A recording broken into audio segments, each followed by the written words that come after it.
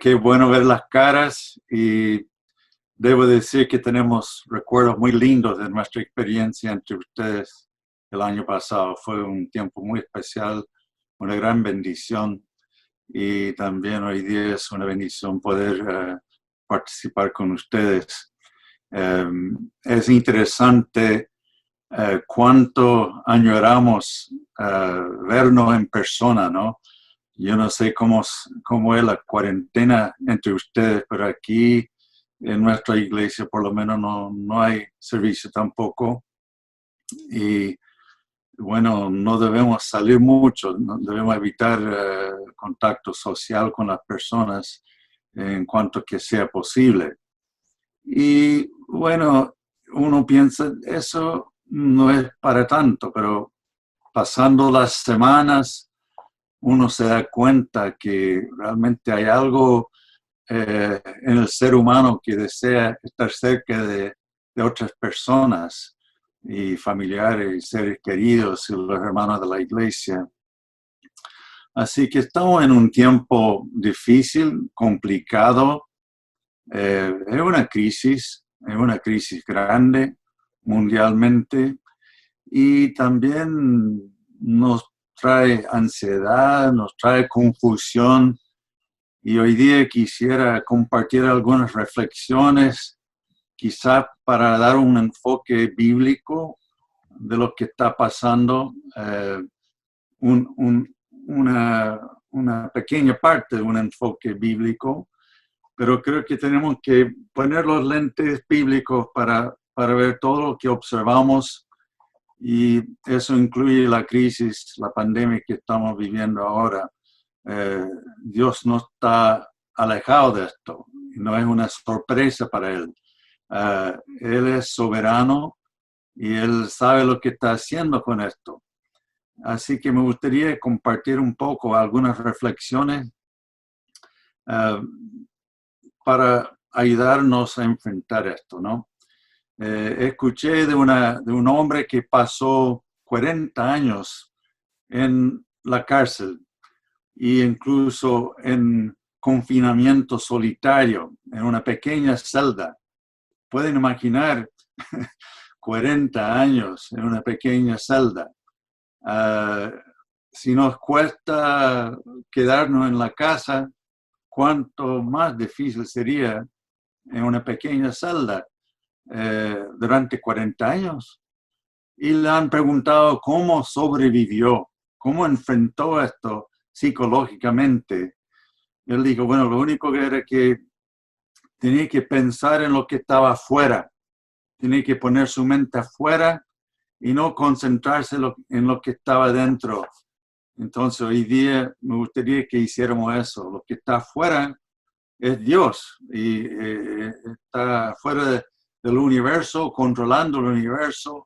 Y así que hoy día me gustaría salir un poco de nuestras celdas y tratar de ver un enfoque bíblico de lo que está sucediendo.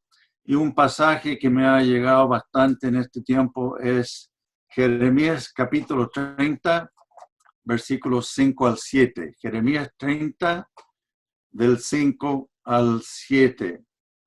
Es uno de los primeros pasajes que abrí después de la cuarentena y me llegó porque suena como si fuera hoy día.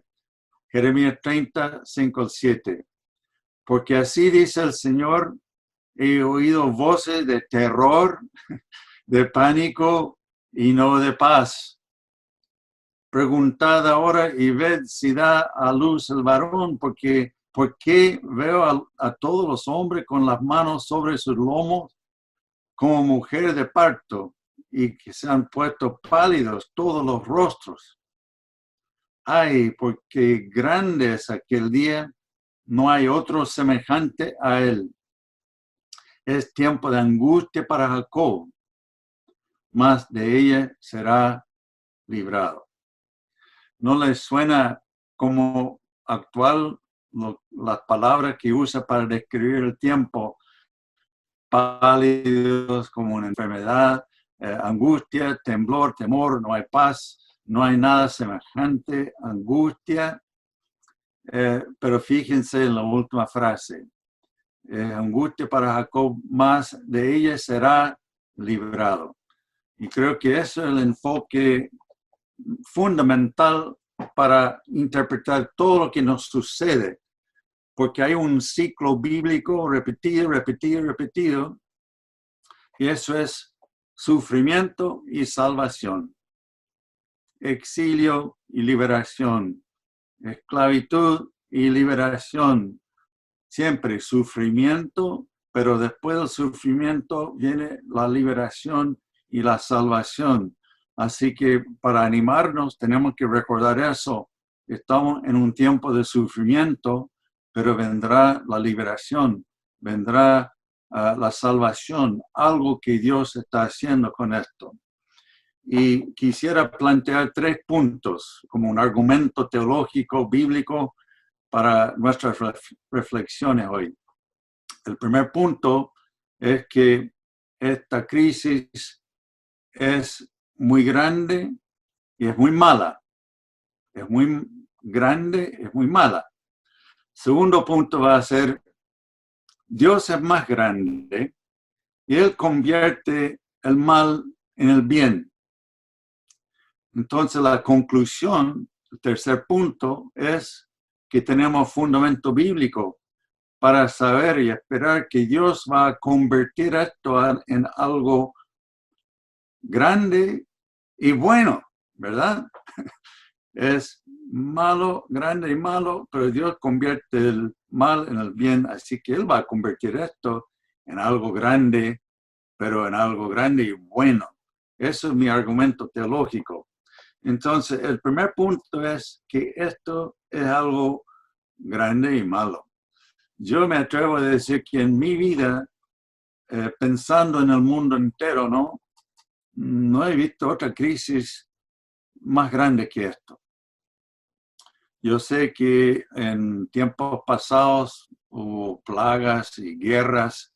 Hubo una plaga en el siglo XIV, la plaga negra, que produjo, no pudieron contar, pero millones, más de 100 millones, quizás 200 millones de muertos en el siglo XIV.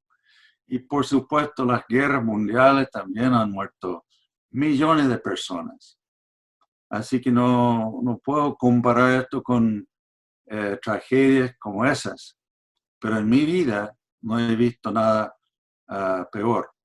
No solamente la enfermedad y las enfermedades, porque hay otras versiones para los niños, ¿verdad? Y no solamente las personas la cantidad de muertos. En este momento llevan más de 300,000 en el mundo. Eso es terrible, es una crisis grande, pero también hay otros efectos. Hay también una crisis económica, hay una crisis emocional, psicológica, que está produciendo esto. Así que para mí es la crisis más grande que he visto en mi vida. Pero el segundo punto, Dios es más grande y Él convierte el mal en el bien. Eso es lo que Dios hace y lo vemos a través de todas las escrituras. Ahora, Jesús dice, Juan 16:33, en el mundo tendréis aflicción, pero confiad, yo he vencido al mundo. Ahora nos preguntamos, este pasaje en Jeremías, en el tiempo de Jeremías, en el tiempo del exilio, ¿qué hizo Dios? ¿Qué bien siguió? Bueno, hubo una liberación, como vimos en el pasaje que leímos. También muchos volvieron a Dios, porque esto fue para llamar la atención al pueblo de Dios especialmente, ¿no? El exilio de los judíos fue para llamarle la atención, llamarle el arrepentimiento. Entonces muchos respondieron y volvieron a Él. Me gustaría agregar un punto aquí, sí, porque uno piensa que fue para llamar al arrepentimiento, yo creo que en la vida de cada uno podemos pensar, hay más que suficiente pecado en mi vida que yo merezco un llamado de atención. Pero quisiera animarles a no tomarlo de esta manera, pensando, si yo me enfermo especialmente o si un familiar se enferma, es un castigo personal para algo que ha hecho.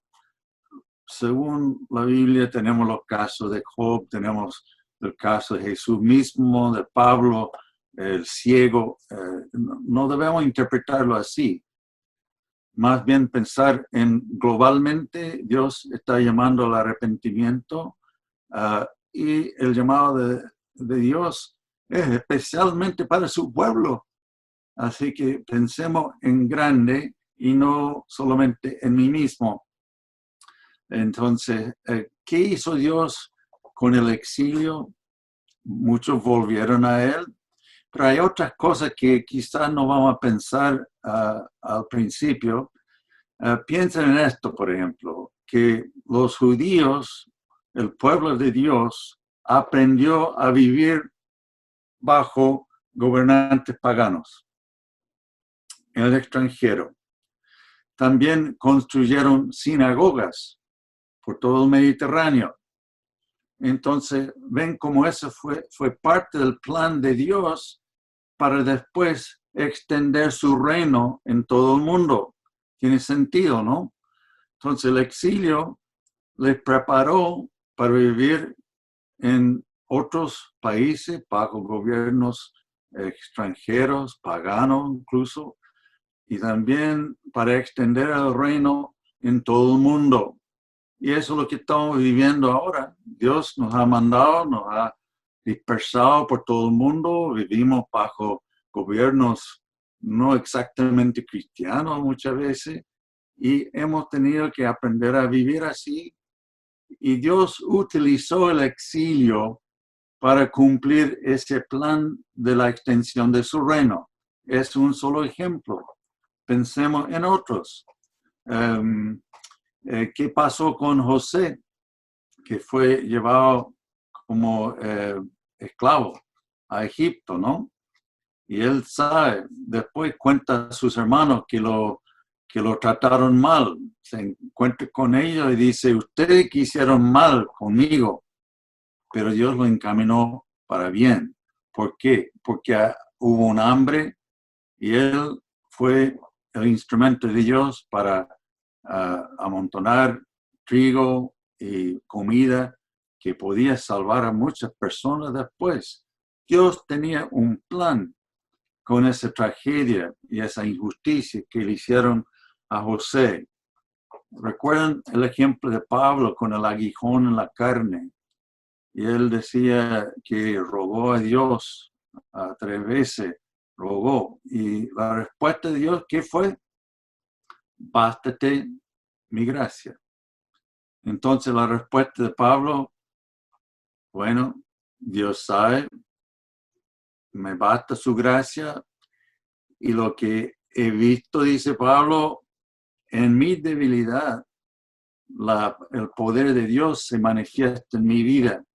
Entonces Pablo tuvo que aprender algo, a confiar en el Señor, incluso dar gracias por su sufrimiento, porque le ayudaba a confiar en el poder de Dios.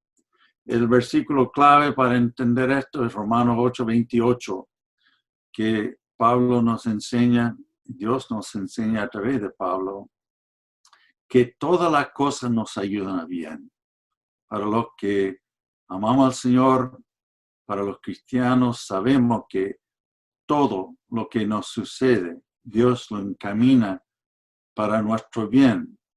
Normalmente no vamos a entender los detalles específicos, las razones específicas que Dios tiene, como en el caso de Job tampoco, no pudo saberlo Job. Pero el principio sí es un fundamento, una roca para nosotros, para enfrentar todo sufrimiento. Y bueno, el mejor ejemplo de todo es Cristo, ¿no? Cristo sufrió la tragedia peor de toda la humanidad, de toda la historia, la injusticia más grande de toda la historia, y nadie puede comparar su sufrimiento con el sufrimiento de Jesús. No estoy pensando especialmente en el sufrimiento físico, sino que en el sufrimiento espiritual de su lejanía temporal del Padre. Dios mío, ¿por qué me has abandonado? En ese momento estaba sufriendo el castigo que merecemos todos. Su sufrimiento, el sufrimiento más grande en toda la historia, ha sido convertido en la bendición más grande de toda la historia, que es nuestra salvación. Así que tenemos bastante evidencia bíblica, bastantes ejemplos bíblicos de cómo Dios convierte el mal en el bien. Él tiene un plan para todo. Y en el momento del sufrimiento nos preguntamos, ¿por qué, Señor? Y como digo, Él no nos dice, Richard, entre paréntesis, estás sufriendo esta enfermedad porque no. Pero sí tenemos el principio general, que Dios tiene un plan que convierte todo en nuestras bendiciones. Entonces, el punto 1, esta crisis es muy grande, muy mala. Punto 2, Dios es más grande y Él convierte el mal en el bien.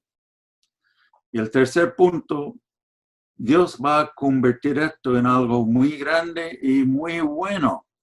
Tenemos base bíblica para creer eso, para esperarlo. ¿Qué va a hacer el Señor? Eso probablemente no tenemos todos los detalles, ¿no? ¿Qué está haciendo el Señor? Pero sabemos que está haciendo algo. Yo digo que esto es como sacudir la tierra. Tenemos varios versículos bíblicos donde Dios dice, conmoveré la tierra y conmoveré la tierra y el cielo. Como sacudiré la tierra. Eso es lo que está haciendo ahora el Señor. Está tomando este globo, la tierra, y está sacudiéndonos. ¿Y qué está logrando con esto? Yo tengo aquí un salero como un ejemplo de lo que Dios está haciendo. ¿Qué sucede en el tiempo si no estamos usando mucha sal y queda ahí parado sin usar la sal?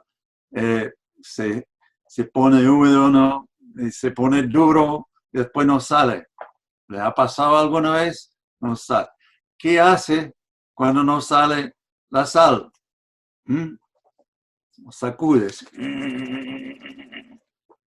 De ahí sale, ¿verdad? Le ha pasado, ¿no? O sea, ha pasado a todos. Sabemos que Dios tiene que sacudir su pueblo especialmente. Somos la sal de la tierra. Pero quizás esto es un llamado a que no estamos saliendo del salero mucho, estamos quedándonos cómodos en el salero. Y haciendo eso empezamos a secarnos y no somos muy útiles así. Quizás Dios está sacudiendo su pueblo como un salero para que podamos ser la sal de la tierra de nuevo. Yo no tengo, como digo, respuestas específicas, pero sí tengo algunas observaciones, algunas sugerencias de los beneficios que estamos recibiendo de esto. En primer lugar, cuando compartimos con los hermanos de nuestra iglesia también como esto, observo que todos tienen más tiempo con su familia, todos tienen más contacto con sus hijos, con sus hermanos. Yo tengo 2 hermanos que no nos vemos hace mucho tiempo, no son muy buenos para comunicarse conmigo, pero ahora sí hemos conversado por teléfono, por correo electrónico, nos preocupamos un poco más el uno por el otro.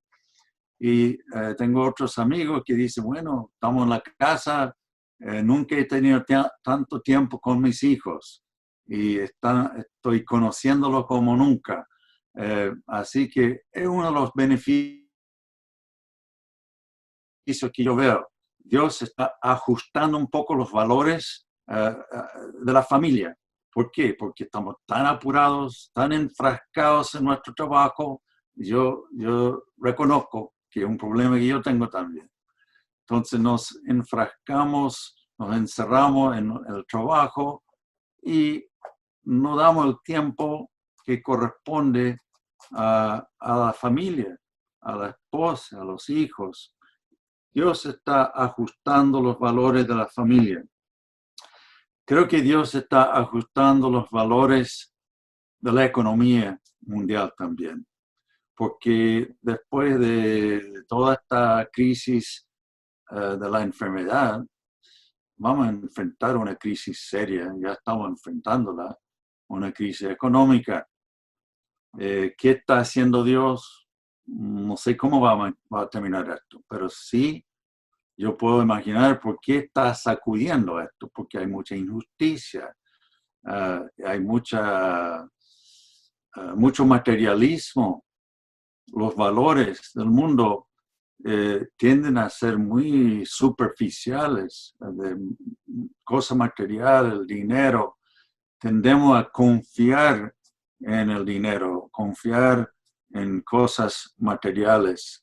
Y cuando nos va bien, tendemos a descansar, confiar en eso y no tanto en el Señor, ¿verdad? Entonces el Señor, yo creo que está sacudiendo el mundo y a su pueblo para ajustar un poco estos valores también.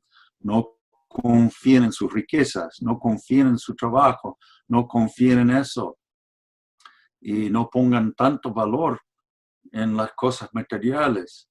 Nos damos cuenta que podemos estar bastante bien sin muchas cosas que normalmente tenemos fácilmente. Y vaya, miren, podemos privarnos de muchas cosas sin morir, ¿verdad? Entonces, creo que Dios está sacudiéndonos, ajustando los valores de la economía y del mundo también.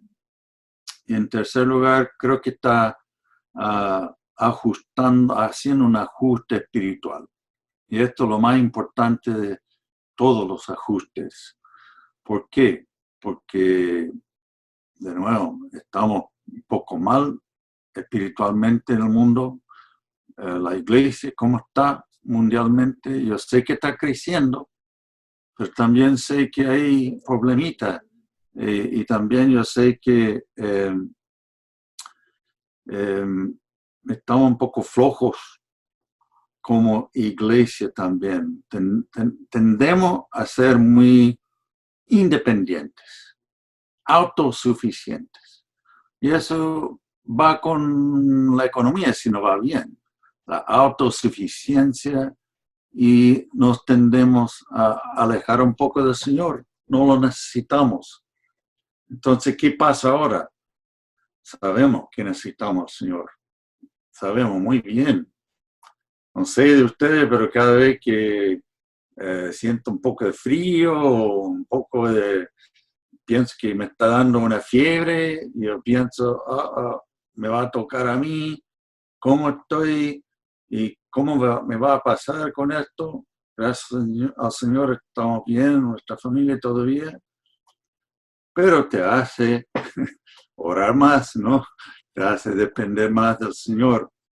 Entonces creo que estos son por lo menos tres áreas que yo veo que el Señor está haciendo ajustes, valores familiares, la economía, el materialismo y sobre todo un ajuste en los valores espirituales. Pablo dice en 2 Corintios 1:9, de hecho, dentro de nosotros mismos ya teníamos la sentencia de muerte, a fin de que no confiáramos en nosotros mismos, sino en Dios que resucita a los muertos. ¿Ve? Otra vez Pablo dice, sufrían, pensaban que iban a morir. ¿Por qué? Para que no confiaran en ellos mismos, sino en Dios, que incluso resucita a los muertos. Tenemos que pensar en eso también. Podría ser que me toque. Espero que no, pido al Señor que no, pero todos tenemos un tiempo limitado, vamos a estar con Él, y cuanto más viejo me pongo, más estoy anticipando eso con ganas. Es un puente que cruzamos a un lugar hermosísimo, perfecto. Así que es una alegría, un gozo. Tenemos algo que anticipar que es mucho mejor que cualquier cosa aquí, ¿verdad? Tenemos que confiar en que Dios resucita también a los muertos. Él tiene la vida eterna para nosotros. Así que esto nos empuja hacia el Señor y recordando nuestra dependencia de Él. Que cada uno vea en su vida, les animo a ver qué ajuste está haciendo el Señor en mi vida. Quizás en estos aspectos también. Yo por lo menos necesito ajuste en valores familiares, de materialismo, espiritualmente.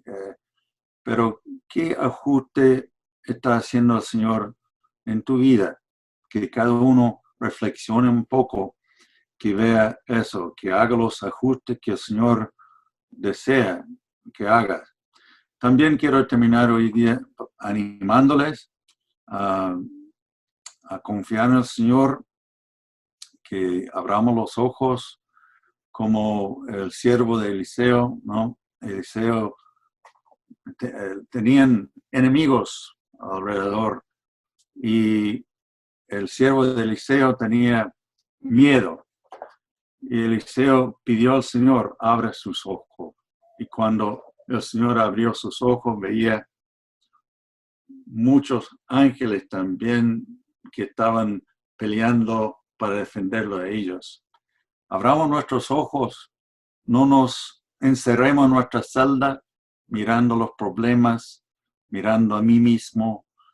Abramos los ojos para ver qué está haciendo el Señor en esta crisis, porque Él está haciendo algo grande. Y también el versículo que leyó la hermana antes, 1 de Pedro 5:7, echando toda vuestra ansiedad sobre Él, porque Él tiene cuidado de vosotros. Todos sufrimos un poco de ansiedad en tiempos así, es natural, pero les animo a echar las ansiedades sobre el Señor. Él nos pide que hagamos eso. Él nos ofrece un descanso cuando entregamos nuestras ansiedades a Él. Y creo que conté esta anécdota en la conferencia, pero creo que vale repetirla y es apropiada para este momento. Es la historia del hombre que estaba caminando la orilla del camino con un saco pesado en sus hombros. Pasa otro hombre en una carreta, ¿verdad? Y se detiene y dice al hombre caminando, dice, oye, sube, yo te llevo. Entonces el hombre dice, muchas gracias, sube la carreta y se sienta ahí, pero todavía tiene el saco en su hombro. Y el hombre de la carreta dice, oye amigo, ¿por qué no descansas? Todavía tiene el saco arriba del hombro, ponte en el suelo aquí, descansa. Y el hombre con el saco dice, no, has sido tan amable de llevarme a mí. Sería mucho pedir que también lleve el saco también.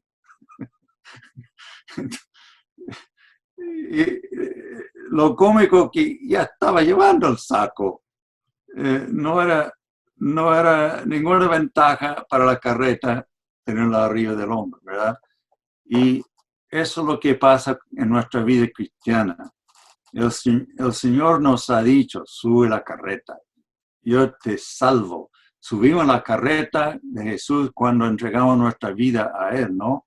Y Él promete que nos va a llevar a la vida eterna, cruzar ese puente para estar con Él. Pero a veces tenemos el saco todavía encima pensando, yo tengo que hacer esto, yo tengo que hacer esto otro, tengo que cuidar esto y Tenemos que evitar todos los problemas, todas las ansiedades en ese saco. Y el Señor dice, descansa, descansa, deja el saco también conmigo y disfruta un poco más del viaje, ¿verdad? Vamos en la carreta con el Señor, Él nos va a llevar a la vida eterna y en el camino Él pide que dejemos el saco al lado, descansando en Él. Entonces, resumiendo de nuevo, el enfoque fundamental es el ciclo de sufrimiento y que viene después la salvación. Sufrimiento, liberación. Y los 3 puntos del argumento son que esta crisis es muy grande y muy mala. Pero Dios es más grande y Él convierte el mal en el bien. Y el tercer punto, Dios va a convertir esto en algo muy grande, pero muy bueno. Esas son mis reflexiones para animarles un poco hoy día, hermanos, y que el Señor les bendiga mucho y que los cuide y que cuide a sus familiares también y que se animen, que tengamos paciencia esperando volver a algo cerca de normal. Entonces, que el Señor les cuide, que les bendiga. Señor, gracias que podemos confiar en ti para encaminar esto para algo bueno. No sabemos qué o cómo o cuándo, pero confiamos en ti, Señor. Y pedimos que nos des paz y que quites las ansiedades, que nos ayudes a dejar el saco a tus pies y que nos también hagas reflexionar y aprender lo que tú quieres enseñarnos y hacer los ajustes en nuestra vida que tú deseas. Gracias, Señor, en el nombre de Jesús. Amén. Amén.